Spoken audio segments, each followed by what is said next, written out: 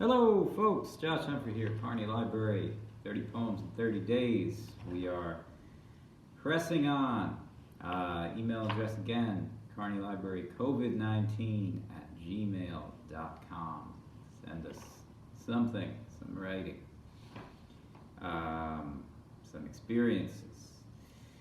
Today's poem has to do with a story that I heard pretty recently.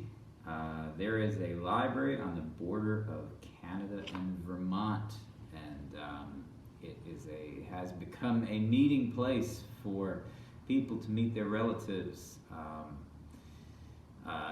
People from Iran especially can get into Canada and see their family who are living in the United States, because otherwise they can't come into the United States. So this particular library actually has the border running through it, which is pretty fascinating. And it's got a very good name, which is the name of the poem. Also, it is the Haskell Free Library and Opera House. It was apparently also an opera house at one time. The Haskell Free Library and Opera House. She wears the smile she reserves for miracles, the birth of a child, the end of a war, the Haskell Library in 2 countries at once, marking its border with books on the inside and flower pots on the outside. She has traveled all night from Iran to Rock Island, Canada, this to hear them mispronounce her country many times, that hard eye thrown like a rock. When she was younger, she would have tried to teach them, but she is not young.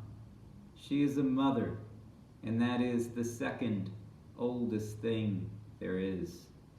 Her daughter has driven hours and days from university to Derbyline, Vermont, nervous to find the exit and not to cross a line she could not recross.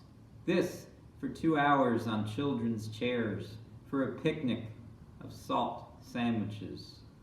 Still, she always cries to hold her daughter's hands for this Hedya, this present. Sometimes still the world of her grandfather's Persia, of the prophets and your ancient Bibles in leather arms worn soft. The world that gives us at least one gift for every 1,000 obstacles.